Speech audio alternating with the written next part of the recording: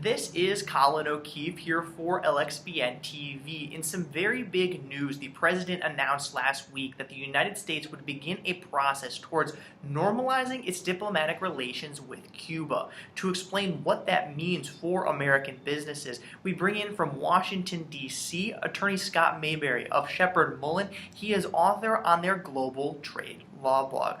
Scott, first off, the headlines have a lot of people wondering what these relations could mean for a number of different industries, but what are your thoughts, initially on how long this is going to take to make a big impact?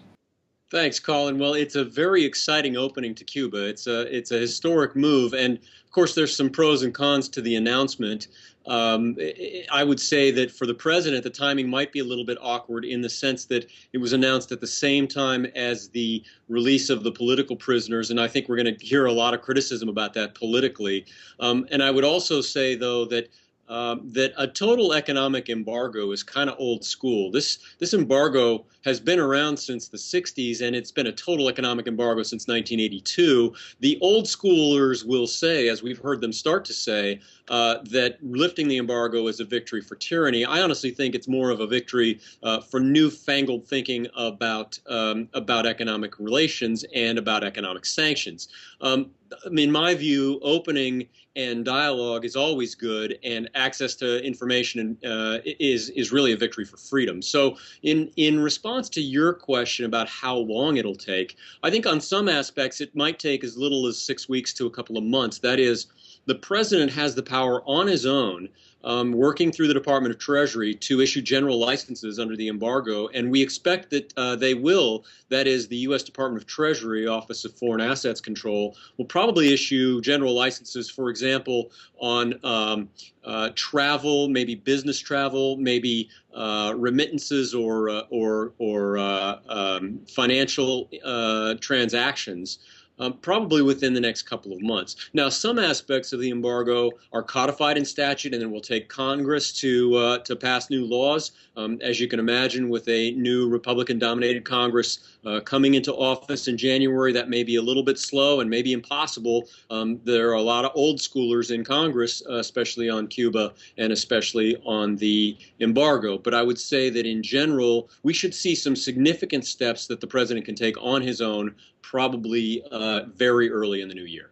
It's going to be interesting to watch. As you mentioned, a lot of sanctions nowadays are targeted. We've seen, of course, with Russia and its relations with the Ukraine, the United States has taken more targeted sanctions there, somewhat similar with Iran as well. But, second, when we look, farther down the road, say hypothetically, if Congress is able to work and actually put something together where this really opens things up, and once this gets humming, what is the impact on global trade potentially? What sectors do you really see helped by a really open relationship between Cuba and the United States?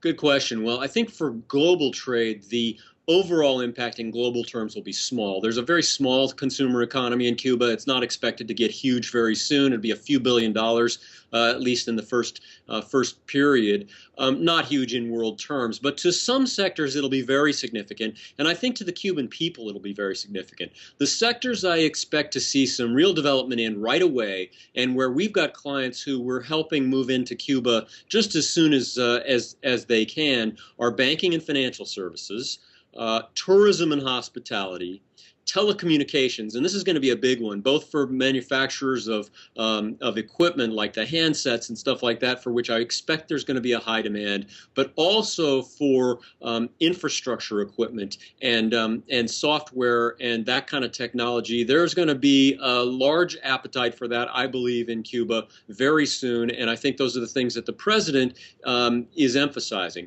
Similarly, the president's announcement talked a lot about building materials. His idea is, and I think this is a good one, the more we can help the kind of emerging private sector in Cuba, the better off the Cuban people will be and the better relations we will have with them. And lastly, I'd say another very important sector that we'll see some immediate benefits for will be the internet and media sectors. Again, going along with the idea that access to information is good for freedom, it's good for international trade, and I think that is going to be the biggest benefit. Absolutely. It's going to be interesting to watch to see these next 6 weeks and then what comes after because, as you mentioned, there's a lot of opportunity here. And despite the fact that there will be, some old school people in Congress, there's a lot for even the old school people to benefit. Their constituents are going to want something like this. So it's going to be interesting to watch both in the short and the long term as well. I agree. Once again, that was Scott Maberry of Sheppard Mullin. For more of his insight on this topic, be sure to visit globaltradelawblog.com. Thank you for joining me today, Scott. Thanks for having me.